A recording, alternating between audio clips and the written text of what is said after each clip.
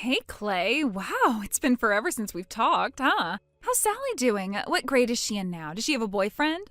I've got so many questions to ask. We have a lot of catching up to do. I feel really bad about making you wait 10 years for me, but I wanted to let you know that I'm sorry for that. But it's all right now. I'm ready to get back together again. Who are you? Come on, you know who I am. I'm your ex-wife, Maria. Sorry, doesn't ring a bell. I think you have the wrong number. Clay, there's literally zero chance that you don't remember me. I'm being serious, so stop screwing with me. I don't know what to tell you, lady. I have no idea who you are. I do seem to remember being married once. If I recall correctly, my ex-wife one day left a letter to me on the kitchen table that said, "I'm sorry, but I've found my true love." It turned out she had dropped off our daughter at daycare and then up and vanished into thin air. I haven't heard anything from her since, but I've forgotten all about her. I don't even remember her name anymore. Clay, for the last time, stop acting like a child and listen to me. I am trying to have an adult conversation here if you don't mind. I don't know. I usually only have adult conversations with, adults. And speaking of acting like a child, I've been caring for a child the last 10 years while you've been off doing God knows what. I could have sworn I blocked your number back then. How are you even messaging me now? Yeah, you did block me, you little baby. So I had to go out and change my phone number just so I could talk to you. That's how serious I am about this. Well, you wasted all that time and effort. I don't want to speak with you ever again. You're not actually still mad about what happened 10 years ago, are you? We've had 2 presidential elections since we broke up. It's time to move on. And I just apologized to you, didn't I? If you think that a simple apology is enough to make up for what you did, you need your head examined. Wow, some gentleman you are, talking to a lady like that. But it's all right, I'm prepared to be the bigger person, so I'll apologize again. I'm sorry, Clay. You're a real piece of work, Maria. I mean, you're acting as if you legitimately believe that you didn't do anything wrong. I didn't do anything wrong, though. It was all his fault. He came onto me so hard that I just couldn't resist. I made a simple mistake, and it could happen to anyone. So if you want to be mad at someone, be mad at him. I'm just as much of a victim as you are. He tricked me. You know, I think you could probably skip getting your head examined and just go straight to being locked up in a mental asylum. There you go again, emotionally abusing me. You want to talk about emotional abuse, Maria? Okay, let's talk about it. 10 years ago, I finished work early and went home expecting to see my wife waiting for me. Instead, I found a letter saying you were running away with another guy. Then just a few seconds later, I get a call from Sally's daycare saying you still hadn't picked her up.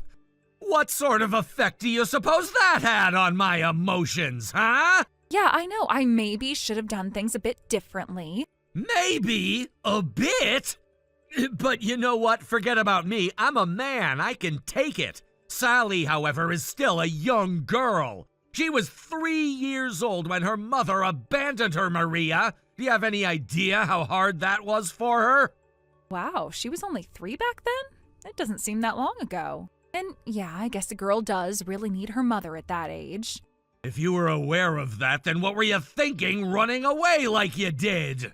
Again, Clay, I was tricked, deceived. It wasn't my fault. Taking care of Sally was crazy stressful for me. I wasn't thinking properly. And he took advantage of my mental condition. Even if that were true, and that's a big if, it wouldn't change the fact that you did the cruelest thing you could possibly do, both to me and to Sally. I know that, Clay. I know. It was wrong of me to leave you and Sally behind. I realize that. And that's exactly why I'm telling you that I want to come back. Why is that so hard for you to understand? Why is it so hard for you to understand that you're neither wanted nor needed? You only knew Sally for 3 years, and as of today, you've been gone for 10. She's gotten used to life without the mother who abandoned her when she was 3 years old.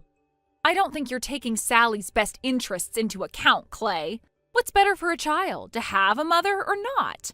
You've been taking care of her all by yourself these last 10 years, haven't you? That must have been really hard on you. But don't worry, I'm going to be there to help you out from now on. That would be better for you, Sally, and me. It would have been better for all of us if you hadn't left in the first place. You're the reason she's been without her mother all these years. And above all, I have zero interest in getting back together with you. I've had my sister here to help me out with Sally, so there's absolutely no reason for you to come back home now. Wait, putting on this strong and stoic act is only going to hurt you and Sally. And you've been making your sister help you? Think about how much trouble you've caused her. And if you'll just take a moment to swallow your pride and think clearly, I know you'll realize what the right thing to do is. Yeah, I do know what I should do. Great. I just wish you wouldn't have put up so much of a fuss. You wasted all that time and effort for nothing. I'll ask Sally what she thinks. Huh? If you're as concerned for her well-being as you claim, then it only makes sense to ask her directly what she wants, right? I can go and ask her what she wants right now. Well, okay, yeah, I guess that's fair. Go ahead and ask her.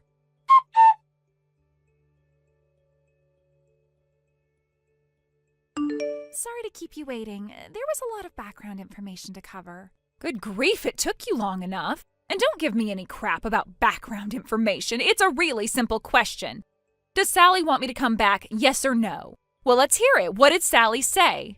Dad told me that he would give you my answer for me, but I was firm that I wanted to be the one to speak to you myself. Wait, Sally? Is that really you? Oh my God! Hey there, princess. Mommy's missed you so much. I bet you've gotten a lot taller since I last saw you. I can't wait to meet you. We have so much to catch up on. Catch up? Catching up would imply that we used to have a relationship. But that's not the case for us. We never had a relationship. I don't even know you. You're a total stranger to me. And Dad always told me to never go with strangers. What are you talking about, sweetie? I'm not a stranger. I'm your mom. No, you're not. I don't have a mom. Oh, don't be silly, baby. Of course you have a mom. She's me. I'm your mom. Oh, no. I think I know what's going on here. It's him, isn't it? He's gone and told you all sorts of lies about me to try and make you hate me. Well, don't you worry one little bit, Sally. I am every bit your mom, your one and only mom. I'm not a stranger. I was there when you were born. You just don't remember me, that's all. I know it'll all come back to you once we meet up, though. I do have memories from way back then, actually. Faint memories, but memories nonetheless. But I always thought that the woman in my memories was Aunt Stacy, the woman who always looks after me while Dad is at work. I had no idea that woman was my mom. After all, I've never called anyone mom before in my life, at least not that I can remember anyway. I really only have vivid memories from after you had already left, so you can't expect me to remember you. Oh, Sally, I am so sorry for leaving you behind all those years ago.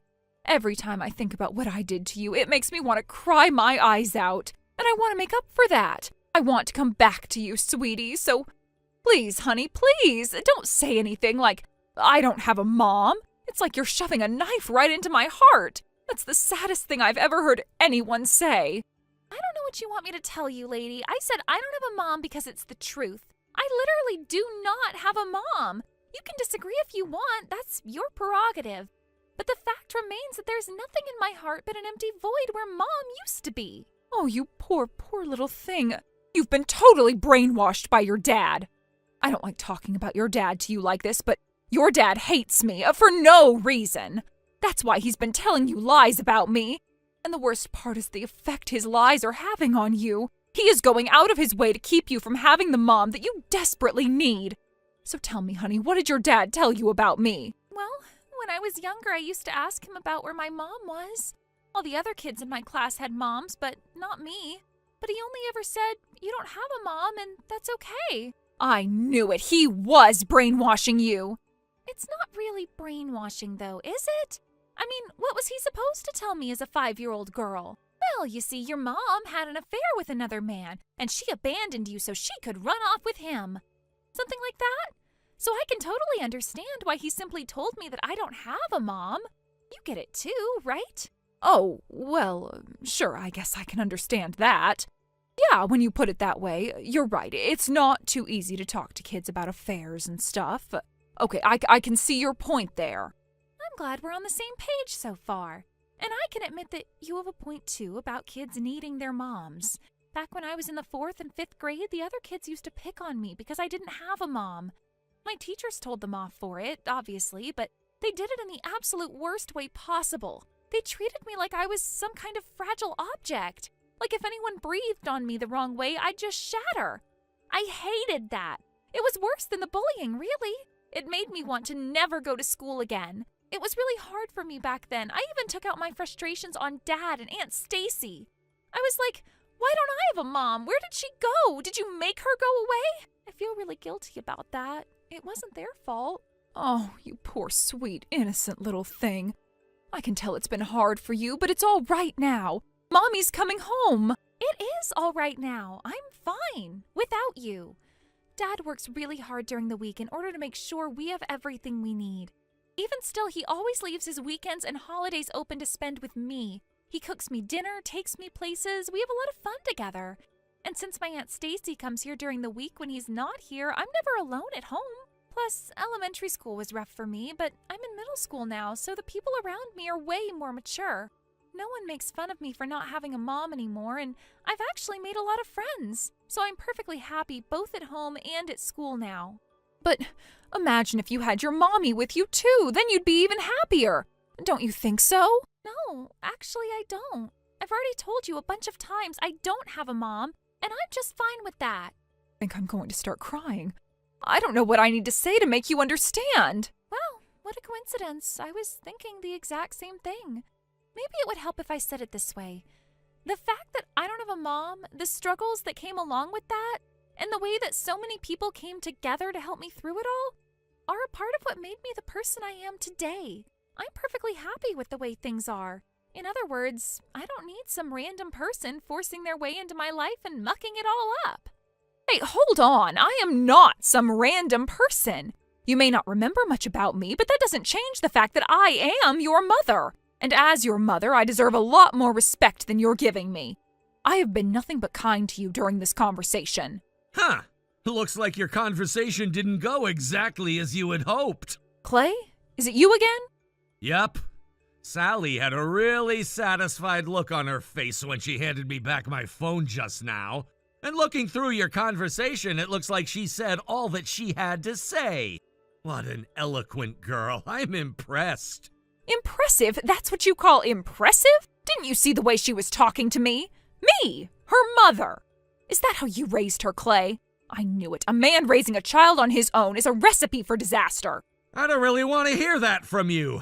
After all, it's your fault that I was put in a position where I had to raise her as a single man. What do you think gives you the right to comment on the way I raised her? Duh, isn't it obvious? She's my daughter. I'm her mother. The only reason she was so rude to me was because you have been gaslighting her into believing I'm some kind of monster. How could you turn my own daughter against me? Do you even know what gaslighting means? The problem here is that telling Sally the plain truth about what you did would be enough to make her hate you. But I can honestly say we don't hate you anymore. We don't care about you at all. Don't talk like that. Oh, would you like me to talk about something else? How about the fact that the only reason you're crawling back to us is that you need a lot of money fast? What? The guy you left me for left you too, didn't he? And when he left you with a big fat pile of debt. How did you find out about that? I heard about everything from a lawyer friend of mine. So your plan was to use Sally as emotional blackmail in order to get me to take you back. Then once I did, you were gonna suck me dry. Do I have that right? No, that's not right at all. Oh yeah? Then go on, I'm listening. Why did you choose to text me so suddenly after 10 years? I don't know. I guess I didn't really have much of a reason. Right. Sure, whatever. It doesn't matter anyway. No matter what reason you might have to reach out to me, neither Sally nor I want anything to do with you. So stay away from us. Got it? Goodbye. Hey, hold it right there. This conversation is not finished. Clay!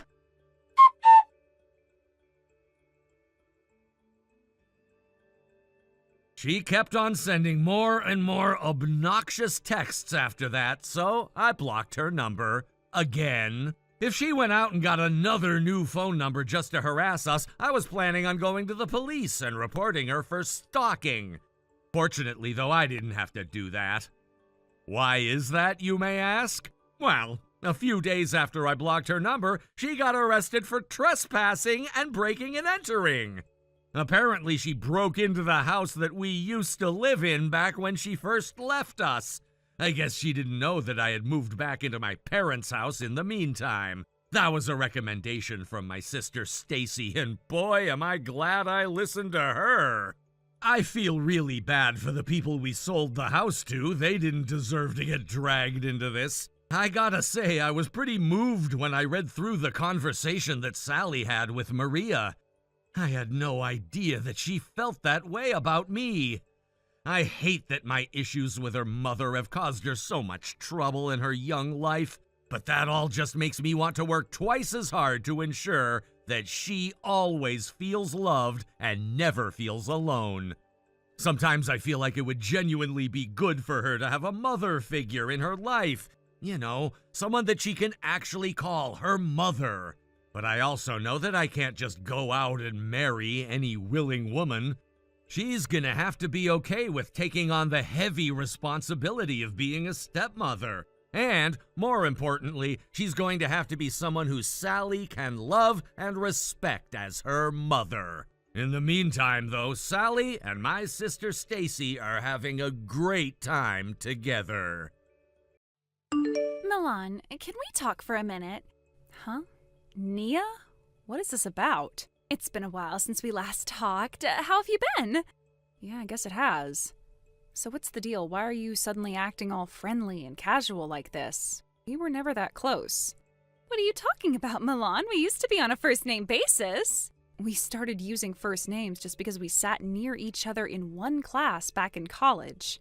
You kept chatting with me out of nowhere and insisted I call you by your name. Honestly, I don't remember us being particularly close, so what do you want?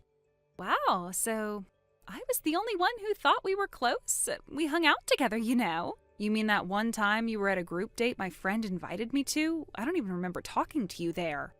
There you go again, saying things like that. Well, it's true. Anyway, if you're not getting to the point, I'm done responding. This is starting to feel like a waste of time. I didn't know you were this cold. No wonder you can't understand other people's feelings. What's that supposed to mean? Did I do something to you? Because last I checked, we haven't even seen each other since graduation. Yeah, I know. I haven't actually spoken to you since then. I just happened to see you. What do you mean? I wanted to talk about Caleb. Caleb? How do you even know about him? Oh, I figured you wouldn't know. Well, Caleb and I are childhood friends. Childhood friends? Yeah, we grew up in the same neighborhood. We went to middle school together. He even confessed to me back then. Really? And? Well, I turned him down. I didn't think he was quite good enough for me at the time. Oh, okay. Anyway, I was back home during the last holiday, and guess what? Caleb was visiting his parents, too. We ran into each other completely by chance. Doesn't that sound like fate? Not really. You're so cold. But you know what? Even I didn't think much of it at first.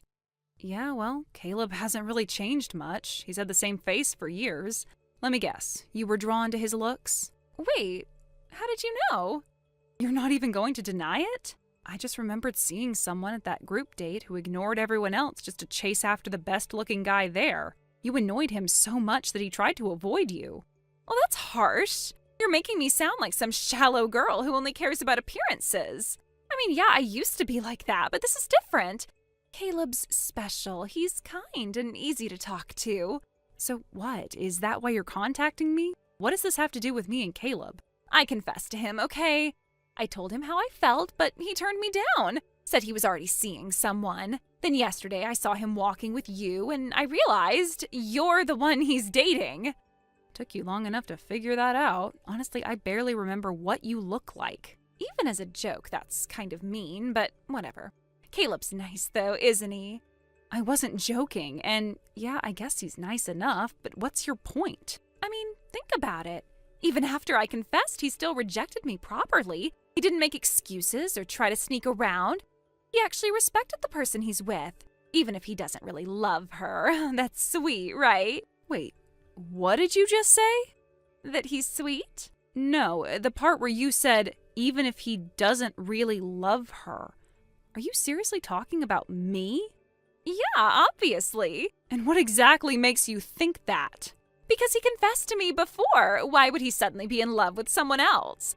Clearly, he's just dating you because he couldn't get over me. Are you serious right now? Of course I'm serious. He's always liked me. Why would that change? I doubt he's met anyone more attractive than me since then. Wow, you are unbelievable. You really think the world just pauses for you, huh? It's not like that. I'm just being realistic. I mean, back then, Caleb was so obvious about how much he liked me. He couldn't even talk to me without stumbling over his words. His face would turn red just by standing next to me. Do you really think feelings like that just disappear? Yeah, it's called moving on. People do it all the time. I don't buy it. He's just pretending with you. Maybe he's just tired of being single, or maybe you're just convenient. I mean, no offense, but Caleb's way out of your league. There's no way he's really into you. Right? And I'm sure you telling yourself that makes you feel better. You know what? Fine. Believe whatever you want, but you should know when I talked to Caleb, we actually had a great conversation. He remembered so much about me. Stuff I didn't even think he'd still remember. He remembered my favorite color, the old nickname my friends used to call me, even the way I used to tie my hair back in middle school. Doesn't that say something? Yeah, it says that Caleb's polite enough not to ignore you. It doesn't mean he's secretly in love with you. You're being ridiculous. You can't seriously believe he's really over me. I can and I do. Look, if you think Caleb's still stuck on you, that's your problem, but don't drag me into your little fantasy. It's not a fantasy. Caleb and I have a history. You're just some phase. He's with you now because he's unsure of himself. Once he realizes that, he'll come back to me. If you really believe that, then why are you even calling me? If you're so confident that Caleb's going to leave me for you, why are you wasting your time trying to convince me? Because I wanted to warn you. I thought you deserved to know that you're just a placeholder. I figured if you had any self-respect, you'd walk away before you got hurt. Wow, that's rich coming from you. Here's a better idea. How about you deal with your own rejection like an adult instead of pretending you're trying to help me? Caleb told you no. Maybe you should try respecting that instead of acting like you're entitled to him. I'm not acting entitled. You're literally telling me to break up with my boyfriend because you think you're somehow guaranteed to win him back. That's pathetic. I'm just being honest. I'm trying to help you.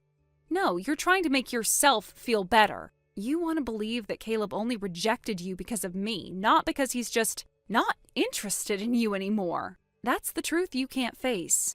That's not true. If you're so sure Caleb still wants you, go ahead and keep waiting for him. But I'll tell you right now, Caleb's not coming back to you.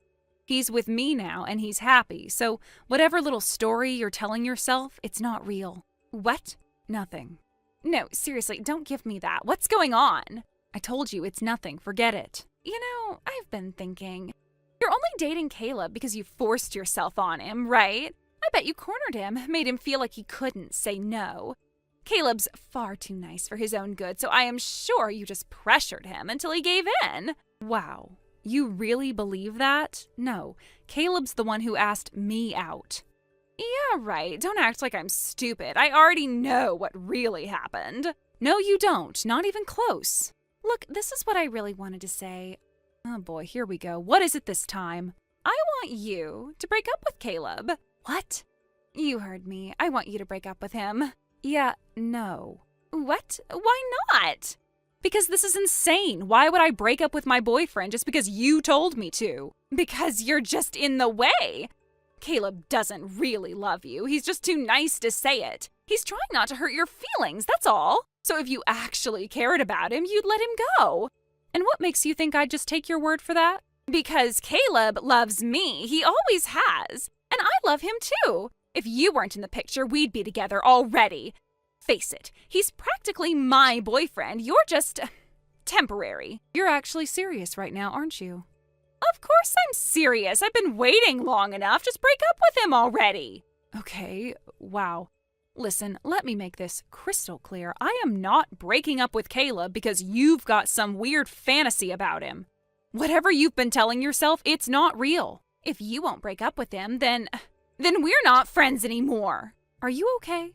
Seriously, we were never friends to begin with. So, yeah, I guess we're done now. Tragic. Don't say that. We've always been friends. Do you want to be friends or do you not want to be friends? Pick one already, because I am honestly not interested either way. Ugh, just break up with him already. He deserves someone like me, not you. Mind if I ask you something? What now? You said Caleb isn't even your type, right? That you weren't really into his looks at first? Yeah, so? So what changed? I don't know. We were talking and I found out he's the CEO of his company now.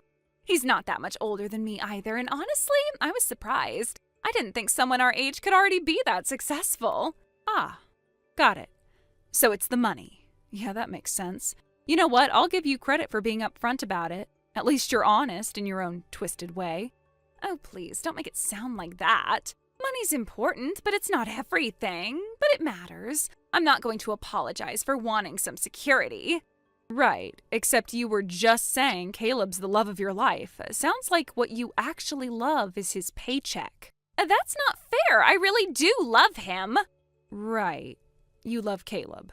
Just the version of him that happens to have a fat bank account. That's not true. Be honest with yourself. If Caleb wasn't a CEO, if he was just some regular guy working a 9-to-5 job, you wouldn't even give him the time of day. That's not true. Sure, whatever you say. Nia. What now? Do you know someone named May? She's your friend, right? The one who invited us to that outing a while back? Yeah, I know her. Why? Well, May told me something interesting the other day. She said one of her friends recently got scammed, tricked into racking up debt by some guy. Sound familiar? Yeah, that was me. I figured. So you're drowning in debt, and now you're trying to use Caleb as your safety net. Makes sense. It's not like that. Oh, really? What else am I supposed to think? You suddenly fell in love right after finding out Caleb's successful? Please. That's not fair. You don't know what I've been through. I know enough, and since we're talking about Caleb, want to hear something interesting he told me? What did he say? He mentioned something from middle school, said there was this dumb prank he got roped into once. Some stupid dare where he had to confess to a younger girl as a joke. Wait, what? Yeah, apparently it was this ridiculous prank. Confess to someone and see how they react. Caleb told me he felt horrible about it afterward, said he still feels guilty to this day. Even though he ended up getting rejected, it stuck with him. Said it made him realize how hurtful it is to mess with someone's feelings like that. And what's your point? My point is, Caleb's been played before. He knows what it feels like to be strung along. You really think he's dumb enough to fall for your act? No, that's not. And that's not all. When Caleb visited home recently, he said something else. What did he say? He mentioned running into some girl on his way back. Said she started clinging to him out of nowhere, kept going on about how they were childhood friends or something. He said she practically threw herself at him and then confessed like she was doing him a favor. That can't be. That was you, wasn't it? You seriously thought you could just show up, bat your eyelashes, and have him fall into your lap? I didn't think. Oh, I know you didn't think. That's exactly the problem. Whatever you convinced yourself was happening, that wasn't reality. It was all in your head. No, it can't be. Hate to break it to you, but Caleb's not interested. He never was. And honestly, if this whole thing was just about digging up a rich guy to fix your money problems, that's just pathetic. Shut up. You don't know what I've been through. Don't act like you're better than me. You're right. I don't know what you've been through, but I know this. Caleb doesn't owe you anything. If you've really got the time to cause scenes like this, maybe you should put that energy toward figuring out how to pay off your debt. And while you're at it, stay away from Caleb. He doesn't need your mess dragging him down.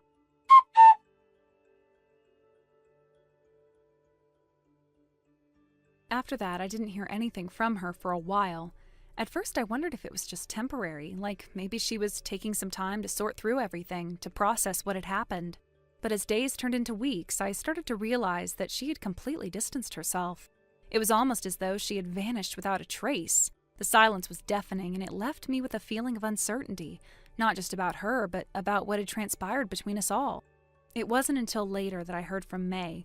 She had gotten some details about what had happened to her after our last encounter. Apparently, she had thrown herself into trying to pay off the debts that had been hanging over her head. She must have been desperate, as we all can be when faced with financial pressures. But instead of finding a way out, her attempts had only made things worse. In her rush to solve that problem, she had ended up accumulating even more debt, spiraling deeper into the hole she had already dug for herself. The realization hit me hard. Debt is not something to be taken lightly. It can entrap people in ways they don't even anticipate. I had known that financial struggles were a reality for many people, but hearing how much she had gotten caught in it made me realize just how easy it is for someone to fall victim to a vicious cycle. It made me reflect on how dangerous debt really is. It doesn't just affect your bank account, it affects your peace of mind, your sense of security, and your mental health. The worry, the constant anxiety about how to make ends meet, how to pay off what you owe, it's overwhelming. And I could see how quickly it can spiral, how someone can make one bad decision after another while trying to dig themselves out, only to end up even further in the hole. I was thankful that I had never been in that position, but hearing May's account made me more aware of how easily it can all unravel. May also told me that one of the worst parts of it all was that she had been tricked. In her desperation, she had fallen victim to a scam, someone who promised to help her get back on track only to make things worse. I couldn't help but feel a sense of anger and frustration. People who take advantage of others when they're most vulnerable are the worst kinds of predators. Scams like that are an unfortunate reality for so many, and I felt a strange mixture of sympathy and concern for her. She had been in such a difficult place that she couldn't even see the manipulation happening right in front of her. I've always known that people like that exist, but hearing how easily they could exploit someone made me more cautious in the future. It's scary how quickly trust can be shattered, how quickly one's life can be altered in the worst way possible when they least expect it. Despite everything, I had already moved on from the chaos that surrounded her. At that point, I had made a decision to marry the man I loved. We were in a stable place now, with no more uncertainty clouding our future. There was no fear of being tricked into something like a marriage scam because I knew my partner was someone I could trust completely. We had already been through so much together, and our relationship had only grown stronger. His business had finally become successful after years of hard work, and it was because of that success that he felt confident enough to propose to me. I couldn't have been happier. It wasn't just the proposal itself that made me feel so confident. It was the culmination of everything we had worked through together. His hard work, determination, and loyalty to me were qualities that I admired deeply. I had seen the highs and lows of his journey, and I was proud to stand by him through it all. His success wasn't just his own, it was ours. It felt like the reward for all the time we had invested into each other, for all the faith we had placed in one another. As I reflected on everything, it struck me just how differently things had turned out for both of us. While she had continued to struggle, constantly battling against the tide of her own choices, I had managed to find peace and stability. I had built a life with someone I could count on, someone who loved me unconditionally, and I was now preparing to marry him. The contrast between our situations was stark, and it made me think about the decisions I had made in my own life, how they had led me to where I was today. There was something deeply humbling in realizing how our choices, whether big or small, shaped our lives. In some ways, I almost felt a sense of guilt about how things had turned out.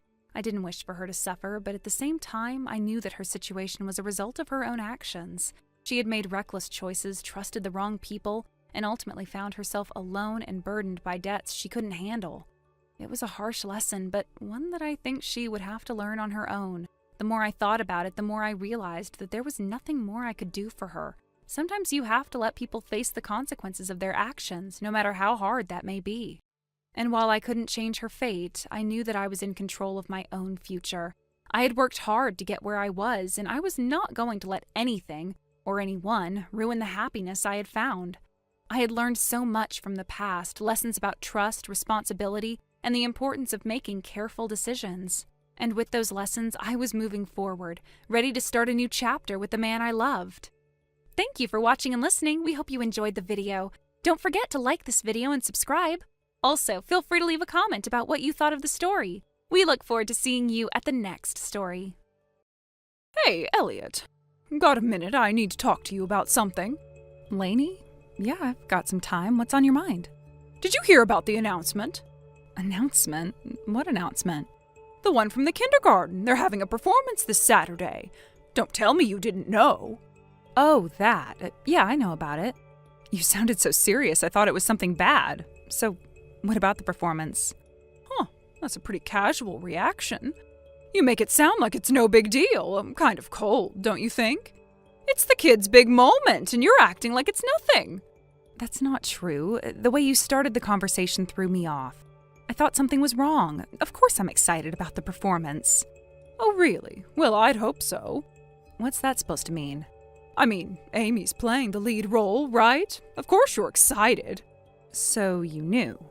But listen, it's not like I'm excited just because she's the lead. I'd be proud of her no matter what role she's playing.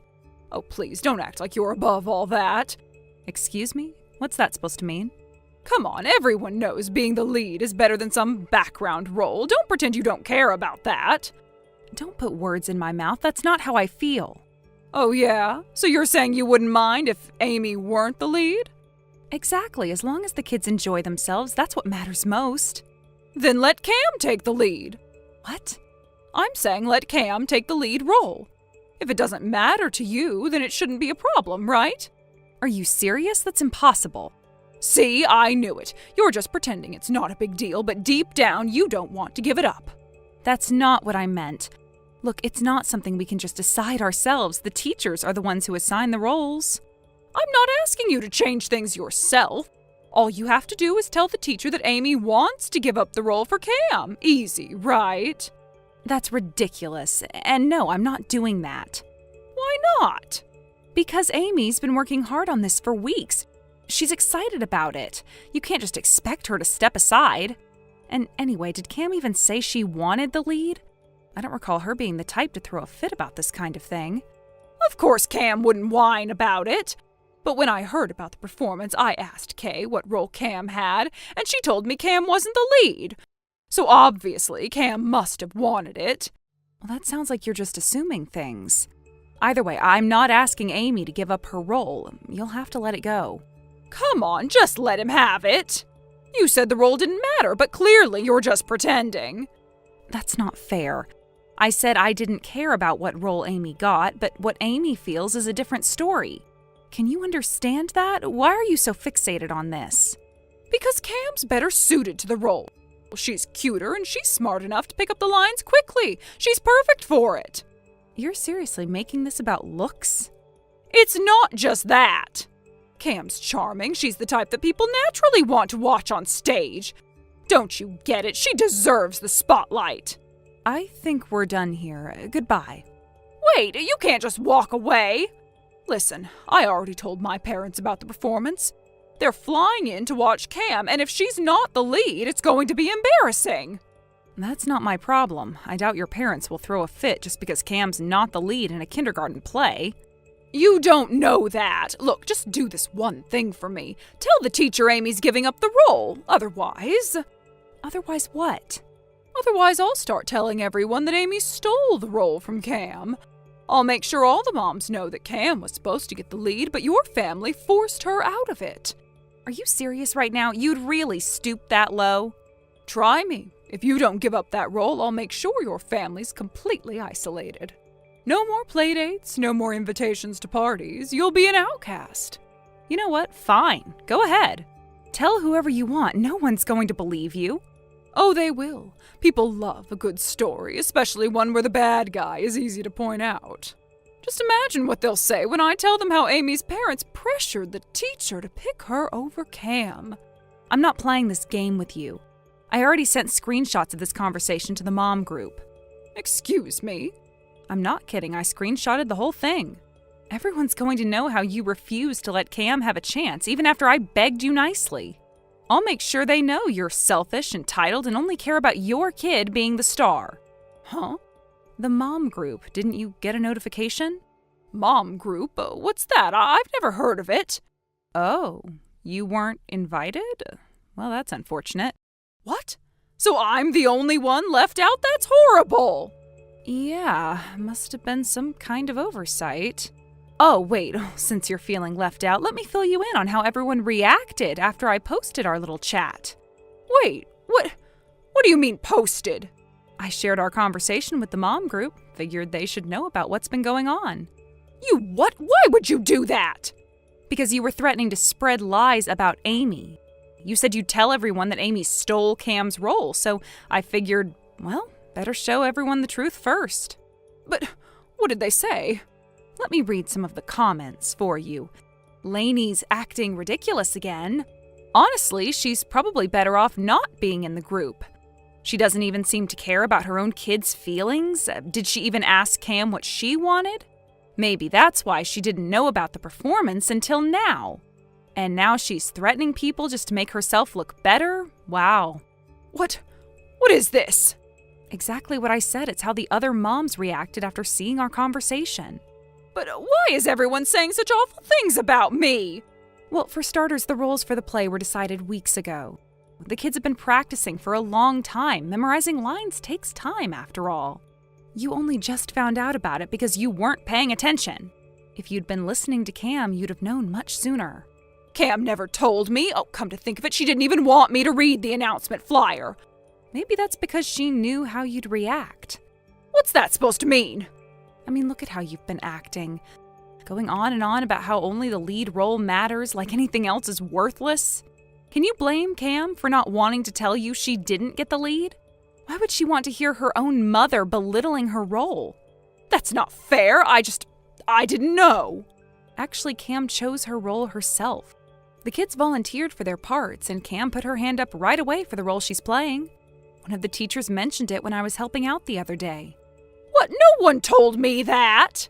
Let me guess. You heard the name of the play, assumed there was a princess role, and asked Cam if that's what she was playing. When she said no, you jumped to conclusions. Sounds about right? I thought so. Cam's not upset about her role. You are. Honestly, I think she's excited about her part. She's been working hard on her lines, and I heard she's doing a fantastic job. But if Cam wanted that role so badly... She didn't. Cam picked her role because she liked it. And for the record, the lead role wasn't just handed to Amy. A bunch of kids volunteered for it, and they ended up deciding with a game of rock, paper, scissors. Rock, paper, scissors? Yep, 3 kids ended up sharing the role. 3? Wait, you didn't know that either? No wonder you've been so fixated on this. I was starting to wonder why you were only coming after me about this. Well, guess that clears things up. The other 2 kids probably just aren't close to Cam, so their names never came up. Why would they need 3 kids for one role? Because the lead role has way more lines than the others. It's too much for one child to handle alone. Splitting it 3 ways makes it manageable. Then what was the point of this whole conversation? I don't know. Were you hoping to brag about Cam standing out and stealing the spotlight? Sounds like you were more worried about how things looked than how Cam actually felt. Honestly, I feel bad for her. That's not true. I just wanted her to have a chance to shine. By forcing her into a role she didn't even want? That's not supporting her, Lainey. That's just feeding your own pride. I wasn't trying to... You know what? Forget it. Cam deserves better than this. She's a sweet kid, and she's already been working hard on the role she chose. You pushing her into something else just because you're worried about what your parents will think, that's not fair to her. I'm not pushing her. Aren't you? Cam's been practicing quietly this whole time, and you didn't even know. If she wanted the princess role so badly, don't you think she'd have told you herself? Instead, she didn't even want you to see the flyer. Doesn't that tell you something? Look, I get it. You're proud of Cam. You want her to stand out, to be the star. But you're so caught up in that you're ignoring what she wants. I just wanted her to feel special. She already does. You should have seen her the other day showing off her costume to the teachers. She was beaming. You know why? Because she's playing the role she wanted, and she's good at it. I didn't know. Of course you don't. You were too busy trying to get her something she didn't even want. I didn't mean to make things worse for her. Then fix it. Talk to Cam. Ask her about her role. Really listen this time. Because right now you're the one making her feel like she's not enough. What if she's disappointed? What if she really did want the lead and she just didn't tell me? If that's the case, then be there for her. But I think you'll find she's proud of what she's doing. Cam's stronger than you're giving her credit for. I'll talk to her. Good, because honestly, she deserves a mom who's cheering her on, not one who's fighting battles she never asked her to. I messed up, didn't I? Yeah, but it's not too late to fix it. Just let Cam be Cam. That's all she's asking for.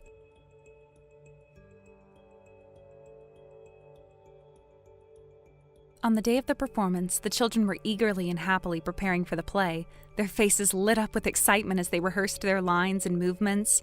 It was clear that they had been working hard and were looking forward to showcasing their efforts. The stage was set and the atmosphere was filled with a sense of anticipation and joy.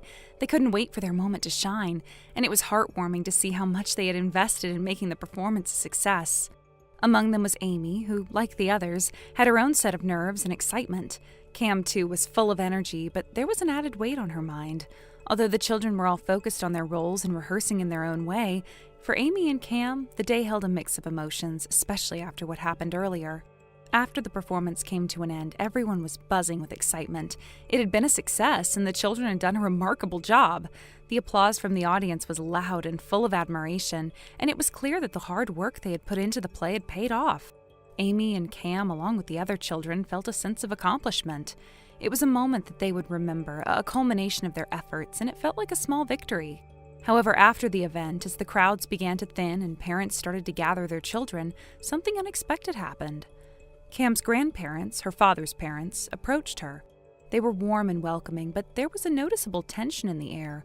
It wasn't the usual cheerful greeting one might expect from family members, but rather a conversation that carried an undercurrent of discomfort and a certain weight of responsibility. Cam had known that something was off, but she hadn't anticipated what they were about to say. Her grandparents began by acknowledging the performance, but their words soon took a more serious turn. They made it clear that they knew about the trouble Cam had caused in the past. Specifically, they brought up the incident where Cam had caused some problems and the fact that she made things difficult for people around her. The conversation then shifted to the apology Cam had made, or rather the apology she hadn't made in the way they thought was necessary. Her grandparents expressed their concerns about the way Cam had handled things and the impact it had on everyone involved, especially her friends and those who had been affected by her actions. They made it clear that they felt Cam needed to reflect on what she had done and make amends, but that there was still a long road ahead before things could be set right. It didn't end there. The conversation continued to delve into the difficult territory of her behavior, with the grandparents pointing out how Cam's actions had caused discomfort not only for the people directly involved, but also for others who had been a part of their social circle. Her friends had been put in an awkward position, and some of them had been hurt by her behavior. It was a harsh reality that Cam had to face, but she knew deep down that the truth of the matter couldn't be ignored. As the conversation unfolded, her grandparents revealed the decision they had made in consultation with Cam's husband. They had decided that Cam should return to her parents' house for a while to reflect on her actions and figure out how to move forward.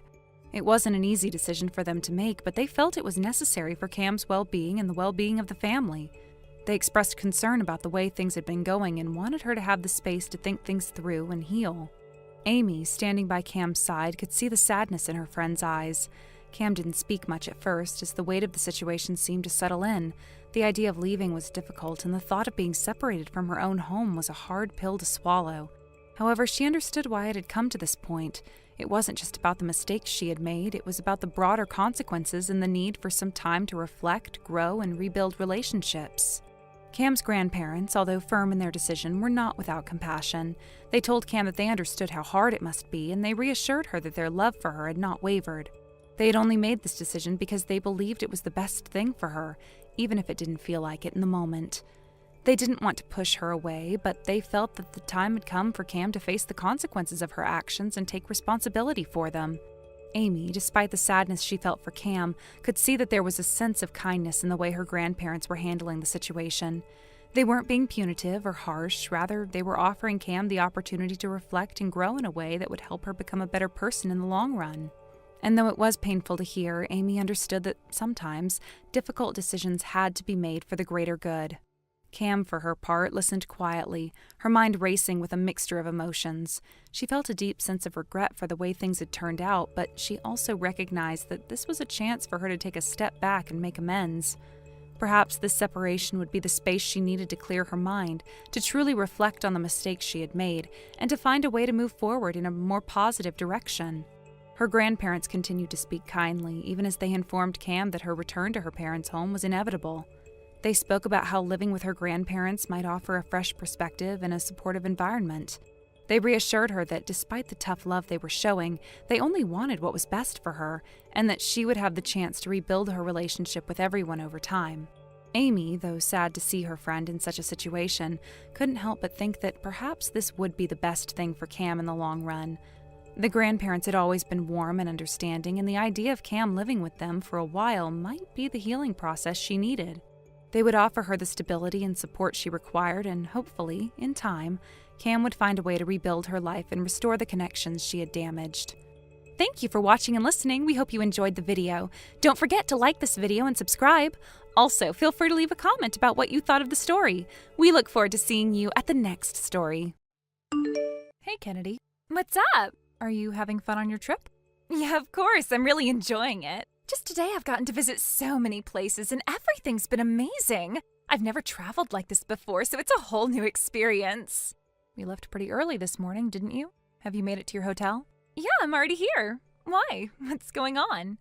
Oh, I just wanted to chat with you for a bit. I had something on my mind. Sure, what's it about? Well, this is kind of a side note, but I was really surprised when you suddenly decided to go on a trip all by yourself. I mean, you said you were going to Seattle, right? That's pretty far. I was shocked that you were able to get all the way there. And I bet it cost quite a bit, didn't it? Yeah, it wasn't exactly cheap, but, I've been planning to travel more in the future, so this trip is kind of like the beginning. I've been saving up little by little for a while now. Finally, after all this time, I got to take my first big trip. Wow, I didn't realize you'd been saving up for so long. I honestly had no idea. Well, I invited a few friends to come along too, but they all turned me down. Even though I offered to pay for them, they said they'd only go once they could afford it on their own. So you're saying you've got some extra money, huh? That's pretty impressive. Hey, Jan. Yeah? So, what's the real reason you wanted to talk to me? Ah, right. I guess I can get to the point now, Kennedy. What? Do you happen to know anything about my credit card? Huh? What are you talking about?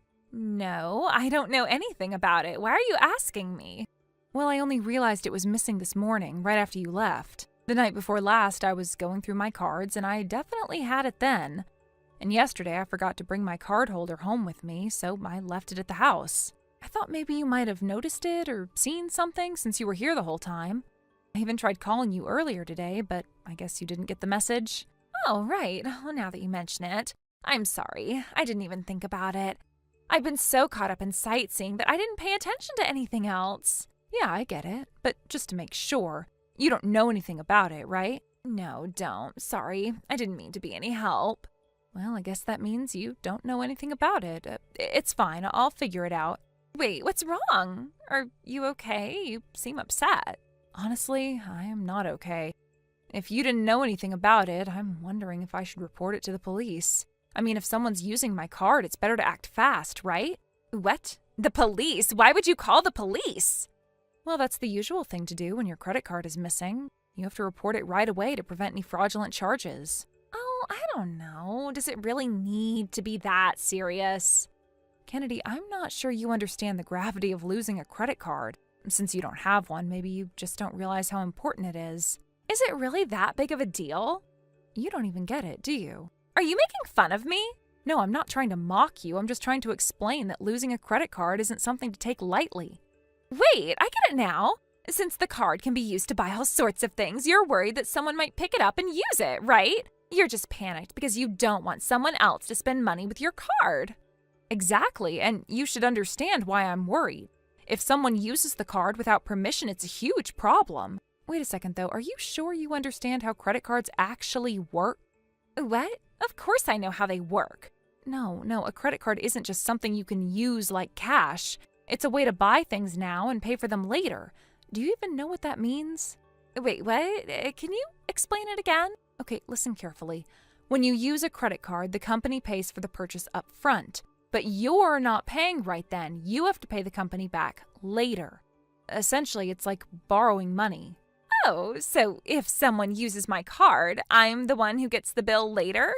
Yes, exactly. And that's why I'm so stressed about it. If my card gets lost, I'll be responsible for any charges made with it. Huh, I see. But do you really have to go to the police? Did you even hear what I just said? It's really important to report it to the police as soon as possible if someone finds and uses your card. But we don't even know if anyone used it yet. What if you just misplaced it somewhere? If you wait too long and someone uses the card, it's already too late to do anything about it. And you're acting really suspicious about it. Is there a reason you're so against reporting it to the police? What are you implying? Are you accusing me of something? That's horrible, Jan. Oh, I'm accusing you now? Well, maybe you don't realize it, but you used my card, didn't you? You knew about it all along, didn't you? What? No, I didn't. I didn't even think about it that way. I didn't think you would, but if you actually knew what you were doing, you'd realize how much trouble you're in. What do you mean? Don't act like you don't know. I can see it on your face. You know you've been using my money. And don't even try to make excuses. You took my card without asking, and now you're just playing dumb. Well, fine. What's the big deal? It's not like you're actually losing anything. It's your cards, right? Your money is the one that's really affected. Of course I'm affected. You're using my card for things I didn't agree to, and that's stealing. You think it's funny that you're going on a vacation and I'm the one paying for it? It doesn't really matter to me. It's not like I'm actually losing anything. It's all your money anyway, right? You're just mad because you're not the one enjoying the trip. That's exactly the problem. You're acting like it's no big deal.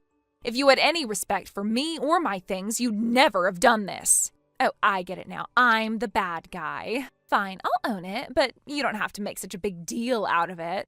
It's not like it's the end of the world. Yes, it is the end of the world, Kennedy. You don't understand the consequences. You think it's all fun and games, but when the bills come in and I'm left paying for your mistakes, you'll see how serious it really is. Whatever. I'm enjoying my vacation, and you're just mad because you have to pay for it. Enjoy your life, Jan. I won't let this go, Kennedy. I am done being nice about this. I've already stopped your card. Huh? What do you mean? When a credit card is lost or stolen, they can stop it to prevent any further fraudulent charges. So the cards you're holding right now? It's completely useless. It doesn't hold any value at all. You can't use it for anything anymore. No way! Are you saying I can't use it anymore? But it's mine! You can't just take that from me! Exactly. It's no longer ours. I'm afraid you're out of luck. It's been stopped, and it's void. You can't even buy a candy bar with that card anymore. Wait, hold on. This can't be real. You can't just take my card away from me like that. Oh, but I can. It's already been done. The moment you misused that card, it became useless. I wasn't going to let you keep using it when you took advantage of the situation. It's over. I've already contacted the bank and they've stopped it. You've been cut off. Oh, this can't be happening. Are you serious? I'm very serious. I tried to give you the benefit of the doubt, but you crossed the line. You think I'm going to let this slide? You've already taken advantage of me, used my trust, and now you think you can keep going? Not anymore. Wait, please. This isn't fair. You can't just leave me high and dry. What am I supposed to do now? What were you planning to do when you took the card? Use it for yourself and hope I wouldn't find out? Well, you're not going to get away with it. You didn't think about what would happen if you got caught, did you? I didn't think it through. I was desperate. I didn't think you'd find out so soon. Please, just let me have it back. I'll make it right, I promise. Just please. I'm sorry, but I'm afraid it's too late for that. You had your chance, and now you're dealing with the consequences. The card is gone, and I am not going to just hand it back to you. You'll have to live with this. No, this isn't fair. This is all your fault. You're making this worse than it has to be. My fault? Are you serious right now? You're the one who stole from me. You took what wasn't yours. You took my trust and threw it away. This is all on you. If you're looking for someone to blame, you should start with yourself. No, I didn't mean to steal from you. I just needed the money. I didn't know what else to do, and I was scared of what would happen if I didn't. I didn't want to be stuck in this mess, and I thought I could fix it before you noticed. Scared? Scared of what? You thought you could fix it before I noticed? You didn't even think about the consequences of your actions, did you? You thought you could take what isn't yours and just get away with it. And now you're trying to blame me for this? I didn't know what to do. I didn't think it would go this far. Please, just don't make it worse. I'll fix it. I'll do anything. Just don't make me lose everything. Lose everything? You already did that when you decided to steal from me. Everything you had is gone because of your choices. It's all gone. Please don't tell Mom and Dad. Don't make it worse. I'm begging you. I'm sorry. Really, I messed up. I know I did, and I'll make it right. Just please don't tell them. Oh, you think I'm just going to cover this up for you? Do you think I'm going to let you keep hiding what you did? I'm not your personal cleanup crew. You made this mess, and now you need to clean it up. You don't get to hide from your mistakes. I won't tell them, but it's not like I'm going to just let you off the hook. I've already made arrangements and they know what happened. What? You've told them? No, please, you can't do this. Please don't tell them. They'll hate me. You're ruining everything. They know. I'm not going to let this slide just because you're family. I told them and we made a decision together about how we're going to deal with this. And trust me, you're not going to like it. Please don't do this. I'll work it off. I'll do whatever you want. Just don't make it worse. I'm begging you. Don't tell Mom and Dad. I can't lose everything. I already told them and the decision is made. There's no going back now and I'm not going to let you get away with this. You're going to have to face the consequences whether you like it or not. Wait. You can't do this to me. I'm your family. You can't just leave me hanging like this. I made a mistake, but that doesn't mean I deserve to lose everything. Don't you care about me at all?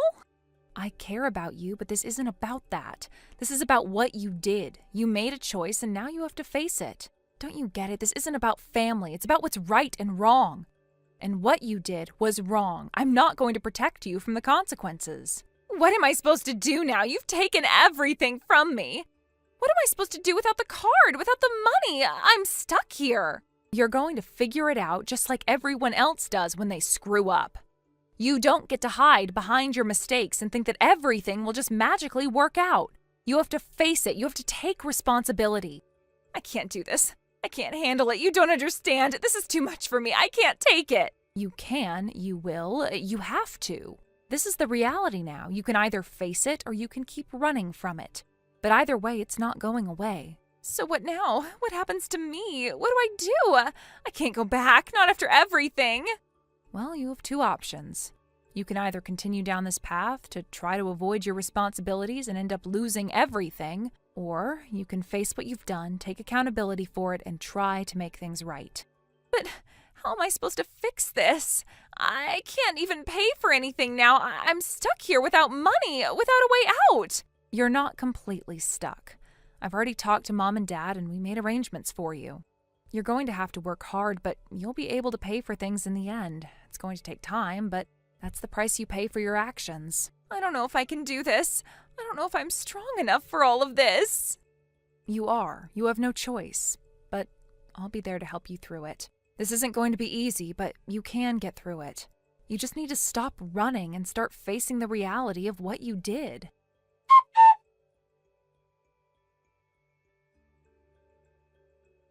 The next day, we finally arrived in Seattle, a city known for its iconic skyline, bustling streets, and vibrant culture. It was a long-awaited trip, and the excitement was palpable among the group as we began to explore what the city had to offer. Little did we know that the day would be marked by more than just sightseeing. It would also be defined by the presence of someone who had, quite frankly, overstayed her welcome before we even arrived. She had apparently spent all her remaining money at the cafe, sitting there for hours waiting for us to show up. We had no idea she would go that far. By the time we got there, she must have been feeling pretty desperate. Honestly, it felt like she was using us to pass the time, or perhaps to gain some sympathy, hoping that we would feel bad for her situation. She was being, well, a bit of a burden. I couldn't help but think that we were dealing with more than just a friend. We were dealing with someone who didn't quite understand boundaries. From the moment we walked into the cafe, it was clear that her demeanor had shifted. She didn't greet us with the usual enthusiasm or warmth. Instead, she seemed to almost shrink into her seat, avoiding eye contact, and it became evident that she was feeling the weight of the decisions she had made. I mean, how could she not? She had spent money that wasn't hers to spend and was now reaping the consequences. Guilt and embarrassment were written all over her face. We tried to move past it and enjoy the day anyway, as we had come to Seattle for a reason, to see the sights, to experience the culture, and, most importantly, to have a good time. The day was beautiful, the weather was perfect, and the city was alive with energy. We toured some of the city's most famous landmarks, like the Space Needle and Pike Place Market, and explored the bustling neighborhoods that were full of life and history. But despite the fun we were having, there was an underlying tension, and that tension seemed to come from her, who remained quiet and distant the whole time. It was as if she didn't want to be there at all. She wasn't engaging in conversation, wasn't participating in any of the excitement that Seattle had to offer. I could see her constantly checking her phone, looking down, almost as if she was trying to escape from the situation. It wasn't lost on me that she was probably feeling the pressure of knowing that she had, in some way, mismanaged her resources, and now she was left with the uncomfortable reality that her actions were coming back to haunt her. It was hard not to feel a little awkward around her at that point, especially since we had all been excited to be there together. As the day went on, it became more and more clear that she wasn't enjoying herself. She wasn't really taking in the sights or participating in the things we were doing. Her silence was almost deafening, and I could tell that she was uncomfortable in her own skin. I almost felt bad for her. Well, I tried to feel bad for her, but at the same time, it was hard to ignore the fact that this was the result of her own choices. She had been the one who had mismanaged her money. She had been the one who had put herself in this position. And now she was the one suffering the consequences. It was like she was hoping for some kind of miracle or for someone to swoop in and save her from her predicament. It was at that point that my mother, the ever-direct and no-nonsense woman, dropped the comment that would seal the awkwardness of the day. As we were walking along trying to decide where to go next, my mother casually turned to her and, without missing a beat, said, "We don't waste money like Kennedy does." It wasn't said in a tone of anger, but it was definitely blunt and pointed. My mother's words cut through the tension in the air, and you could see the color drain from Kennedy's face. To be honest, I wasn't sure if my mother meant it to come out the way it did, but I knew my mother well enough to understand that she didn't always hold back her opinions, no matter how sharp they might be. I think she saw it as a way of calling out the issue directly, but I don't think she fully understood how much of a sting it would have. Thank you for watching and listening. We hope you enjoyed the video. Don't forget to like this video and subscribe. Also, feel free to leave a comment about what you thought of the story. We look forward to seeing you at the next story. Thank you for watching. Please subscribe and hit the like button. See you next time.